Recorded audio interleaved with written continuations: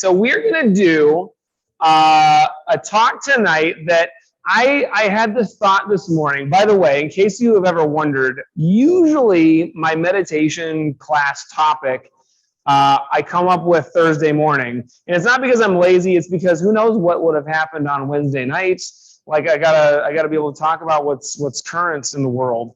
And so I started thinking about it last night, this morning. Like, I've never had a meditation talk on St. Patrick's Day before that I can ever remember. And I've never given a talk about saints. I'm not going to talk about, well, I might talk about it being a drinking holiday tonight, but I'm going to more talk about this idea that I was like, this could be an interesting talk, because I was actually raised Catholic. And though I don't consider myself a Catholic or a Christian, there are parts of that I think are useful and that I still keep in my life. And I think that as I was coming up in Catholicism, one of the more interesting things of this religion, or the ideas, was sainthood. Like, what is it to be a saint? And these are almost like in other religions what a demigod is. It's like this is a kind of minor deity that you can pray to, and they'll answer your prayers and make all your dreams come true. And I thought, this is really fascinating. Like, what do I have to do to become a saint? And then I found what that was, and I was like, I don't want to be a saint. But I Googled St. Patrick and the story of St. Patrick, because I had known a little bit, but it's basically the famous stories, and that's what I'm going to mostly focus on. But an interesting thing that I found out as I was doing my research is that St. Patrick is apparently not technically a saint, was never actually canonized by the Catholic religion, and they said that the process was different back then, so maybe he would have been a saint if whatever. He's not technically, but by the common perception, he is a saint. He's considered a saint. And he had an interesting story. Also not born in Ireland. So it's kind of funny that he is like the patron saint of Ireland. He was born as a Briton, and he considered himself also a Roman. And he was kidnapped by the Irish. There was a band of bandits or brigands, and they came in and they took him and made him work as a shepherd, and he was out there by himself, like very lonely. And as the story goes, he basically fell back on his faith in order to deal with that situation. And he became a very devout Catholic and a very strong Christian, even though his family wasn't really at the time. And he eventually escaped, and then decided, or was told, to go back to Ireland to kind of preach to the people. And the common story is that, or the popular story is that he brought Christianity to Ireland, but actually there were already a few people practicing there. So he's kind of going back to minister to these people, but also to convert new people. And this is part of the interesting story as well, is he was good at adapting things. So this is the first thing that I thought, well, this is interesting in terms of our practice and meditation, is being adaptable. If you are stuck and you can only do things a certain way, then you are eventually going to run into a problem that you cannot solve and you cannot get beyond.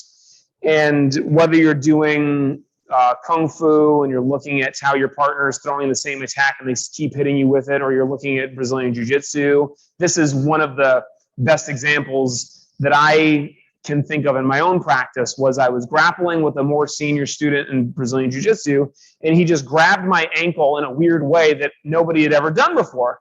And I looked at this and I was like, I don't know what to do with this. If nobody's ever done this, nobody's ever taught me what to do.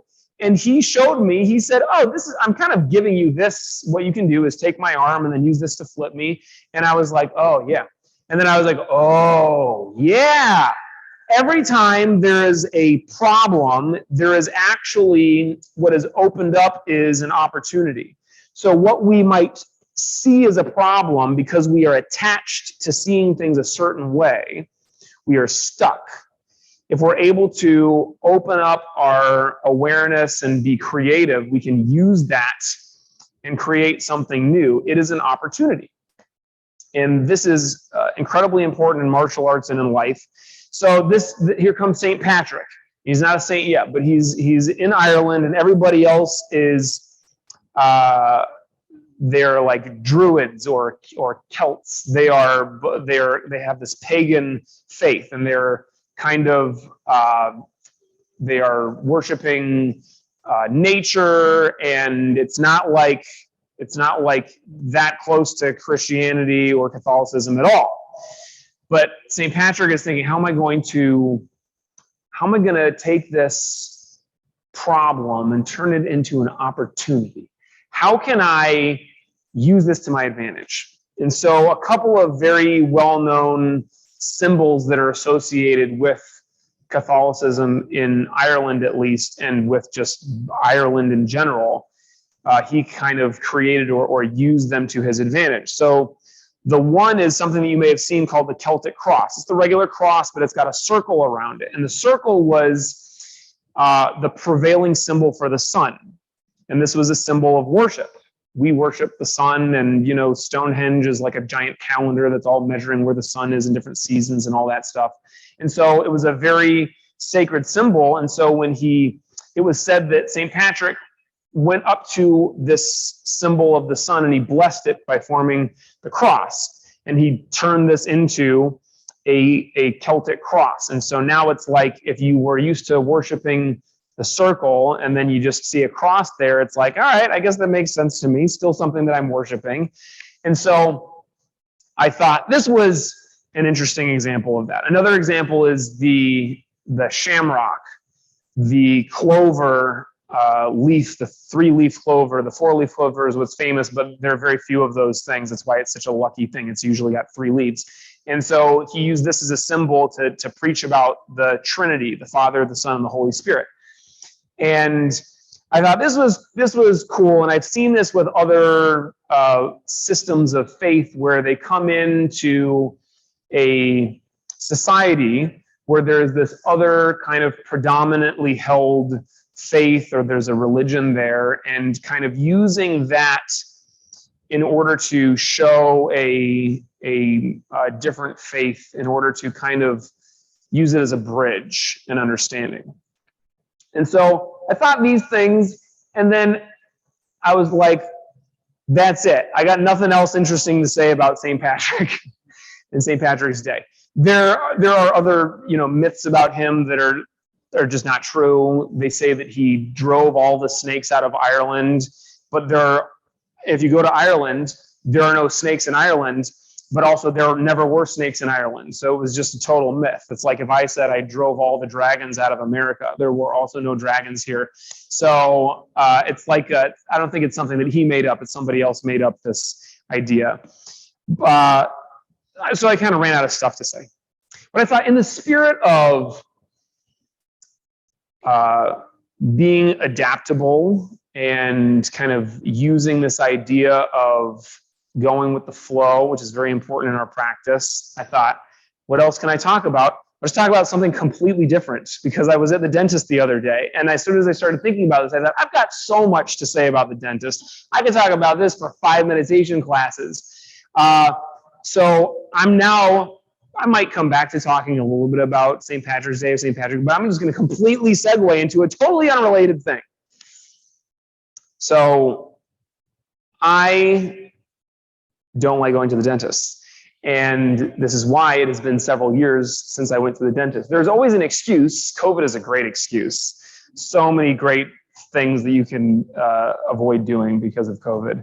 And going to the dentist is not one of them for me, because as some of you know, I'm doing it's like a second wedding. It's my wedding reception.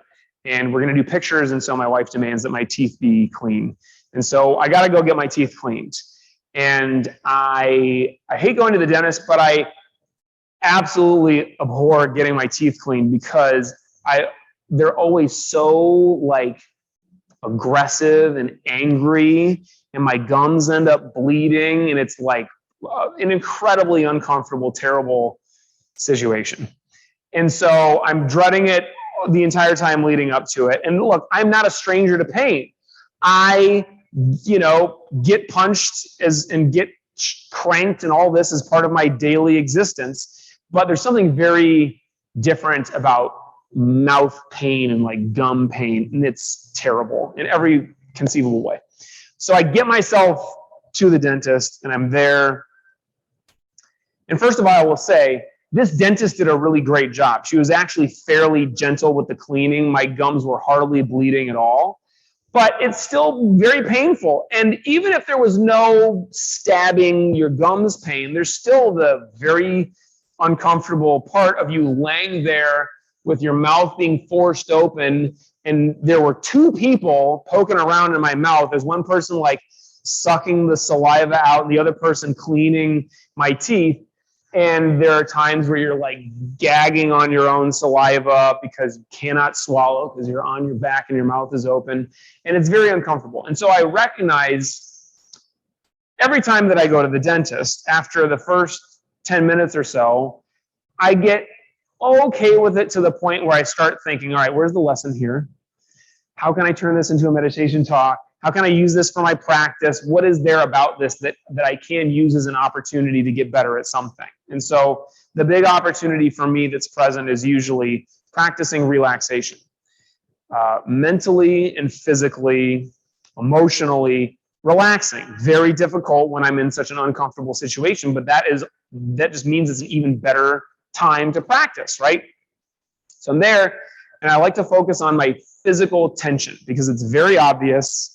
And it is one of the easiest things to recognize if you are succeeding or not. So I just relax my body. And then 30 seconds later, as soon as I recognize it again, my whole body is tense, and then I relax again. And it's not like part of me it's tense. My face is tense. My arms are tense. My hands are like pointing out like this. I'm sure that the dentists are used to this. But like, what do they think is going on when they see everybody in the chair just like rigor mortis, like fully just they've left the body? And my legs and my feet are tense, and so then I start just relaxing one thing at a time in a very conscious, kind of methodical way. And this is something that you can practice as part of your meditation. So you might recognize that as you're sitting to meditate, you are physically tense. Or you might just notice that you're not that tense, but there is a little bit of tension. There's some amount of extra energy that you have in your body that you want to just be within, focusing on your breath, keeping your mind focused and still. And so one of the ways to practice this is just systematically going through your body and relaxing. And so you can start with your toes and just relax your toes and your whole foot. Relax your calf, your shin, your thighs, your abdomen and your back, your chest, your arms, your face. And then if you are going one thing at a time, you can get a really good total body relaxation that way. For me, sitting in the dentist chair, as soon as I make it through, I got to start all the way over again from the beginning because everything is tense again. But it was a fun, actually became an enjoyable way to be in that moment.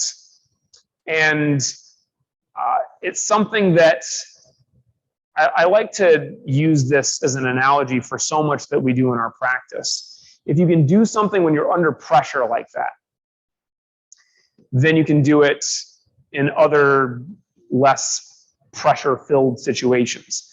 So for example, in our martial arts practice on a physical level, whether you're doing jiu-jitsu or you're sparring and there is this very visceral sense of like me versus my partner. If in this situation, you can relax your body, you can relax your mind, you can go back to the breathing, then the idea is maybe you can do that in meditation when literally all you're trying to do is sit there and relax and breathe. Maybe then you can take it out into everyday life. When you're noticing you're driving in traffic and your whole body is tense because you're so stressed or pissed off at sitting in traffic, you can then relax in that situation. When this conversation begins with the same person that you constantly butt heads with, and it always turns into a confrontation with this person, you can head into it maybe even deciding ahead of time, I'm going to be very conscious of this and make sure that I'm relaxing. So we want to be able to practice and then transfer this into everyday life. The dentist chair is a wonderful opportunity to practice relaxation and breathing. And it is because it is so difficult. So what you want to do then is look for these scenarios in everyday life.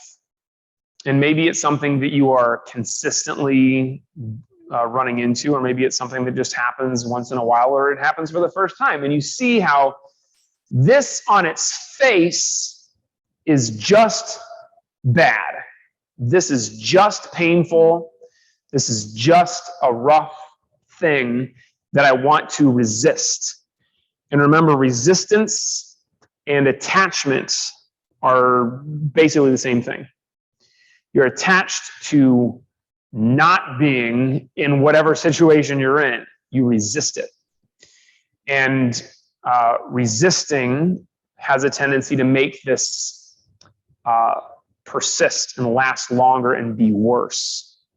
Just like when you're grappling with somebody who's stronger, or you're doing push hands and Tai Chi with somebody who's really pushing hard, if you try to push against their push, all that does is make you tired and make you lose. What you want to do is instead invite it in. And so maybe you're sitting to meditate and there is a particular thought that keeps popping up. And you try to resist it. As soon as it shows up, you start fighting against it. Not this again. Or you have it and minutes go by, or sometimes an entire meditation goes by, and you realize, I wasn't meditating, I was just sitting there thinking.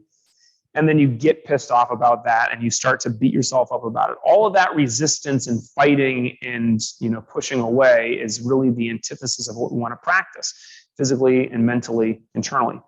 So instead, what we do is we recognize the resistance and then we just let it dissolve and disappear by inviting it in. And the way that this looks in meditation is you recognize what it is, and instead of trying to force it out by basically thinking, stop thinking about that, which never works. It just gives you another thought or another kind of resistance. You just let it go by maybe labeling it as thought. Just like when you have the physical sensation of tension, you can get all riled up about it and beat yourself up and think like, how come I'm so tense? I'm trying to relax. Damn it. Why am I so terrible at this? You can just let it go by labeling it as tension. It's just a physical sensation. It does not have to mean anything else. It's literally just like, what are the facts here? You recognize it's a thought. You recognize it's tension and you let it go. And you let it go by focusing on the breath. And very often that will work, and sometimes it won't. And so then you find some other way to focus your mind to let things go. The analogy that I love that is from Zen in the Art of Archery, one of the books that we have in the dojo, in the lobby, is your mind is meant to be, in meditation, like a perfectly ripe fruit that, if you've ever seen fruit do this, I have a fig tree, and if I let the fruit go actually too long, it's not even perfectly ripe, it's like very ripe, it will fall off of the branch by itself, it'll hit the ground, it'll explode. And this analogy is used in this book to describe when your mind is in the right state. It's not clinging, it's not attached to the branch. It is just perfectly ripened to the point where it just falls by itself. And when it hits the ground, it explodes. It's like, juicy and perfect. It's not like, you're forcing it. You're not tearing the fruit off. You're not forcing yourself from the branch. You just allow it to happen.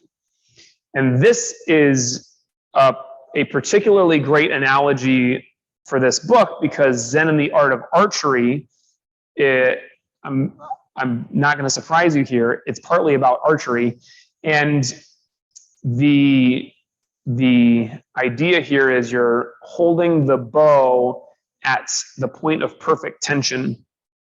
You're not overly tense, and then it's almost like your hand just automatically lets it go when there's nothing in the way in your mind. There's nothing in the way in your body. It just happens. And in archery, you are not attached to hitting the target, because that thought gets in the way of you being able to actually just perform perfectly in the moment. You're not attached to holding the bow to a certain place. It's just, it all happens very naturally because you let it flow, right? And the letting go of the bowstring when it's at its perfect tension means that it's a perfectly smooth release. So the bow doesn't go like twang and like move off on a weird angle and send the arrow off somewhere else. It's a perfectly smooth, perfectly straight shot. This is the way that we want our mind to be. So when we practice in meditation, we're not overly tense, but we're not also so relaxed, because you could just have the bow like you're just barely pulling it and the arrow just goes like and it doesn't actually go anywhere. So our mind, if it's too relaxed, what's that? You just fall asleep, or your mind is just constantly wandering. You're not actually in meditation. So there's a distinction here, a very clear, very important, but also subtle distinction between being calm and totally in the present moment and being relaxed to a certain point. There's a distinction between that and then being overly relaxed and I'm falling asleep and I'm not actually present. There's a distinction, a very subtle one, between being at the moment of perfect tension, where you have just enough with your mind to keep yourself in the right position, to keep your mind focused. When it wanders, you come right back to the breath. And then being overly tense, where you're freaking out the entire time and you're thinking, I can't move, I can't think. And your body is tense and your mind is tense. So where's that space? It is a very small window, a very narrow place that we're trying to live in meditation. It's the same kind of small space that we want to live in our physical practice. It's the point of perfect tension.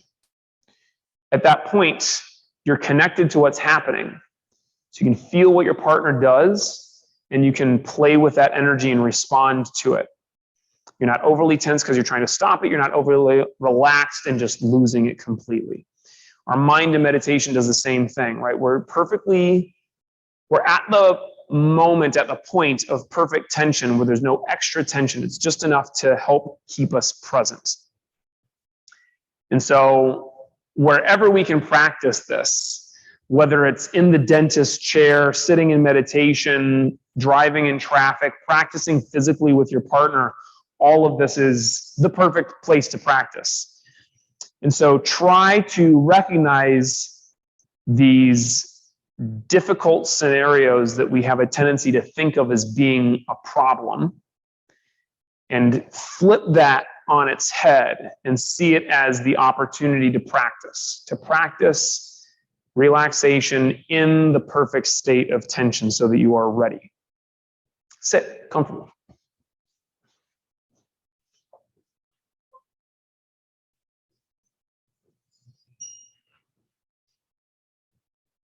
If you're on Zoom at home and you want to stay with us, you can.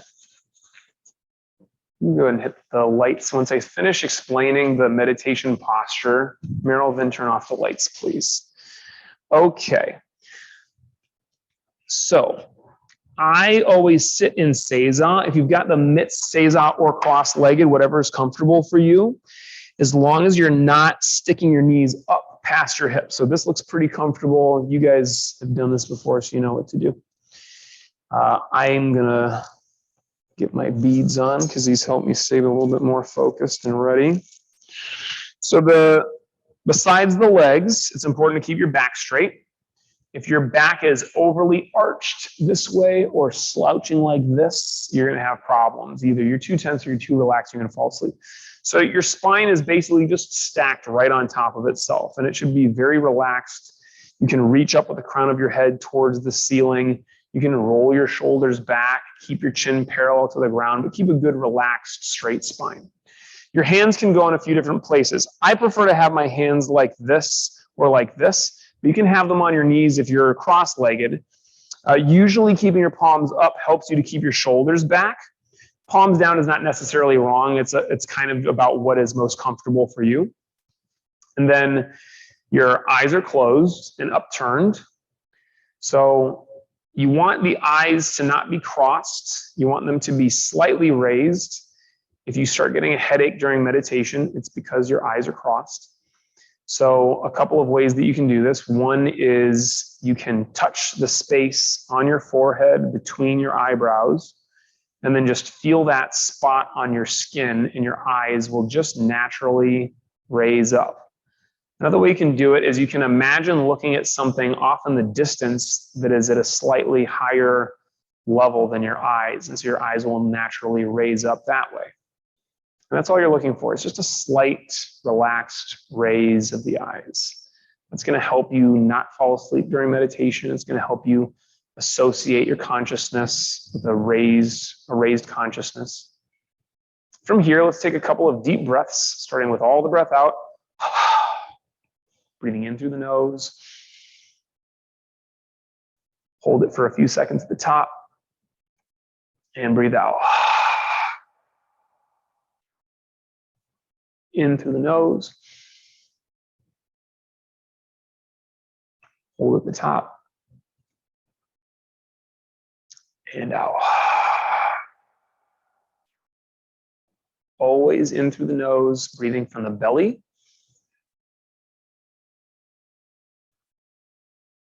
Out can be through the nose or the mouth. Do two more. Deeper breath in.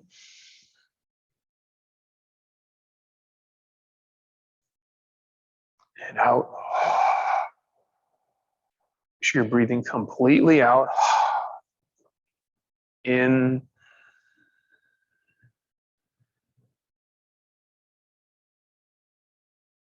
And out.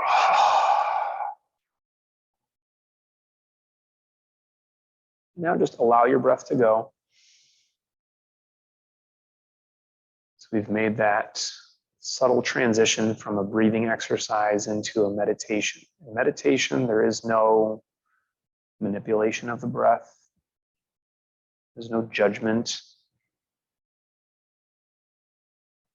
Just allow your breath to do what it does. When your mind wanders, bring it gently back to the sensation of the breath. When you can feel the breath in the belly as your diaphragm works. You can feel the breath going in and out through your nose or your throat.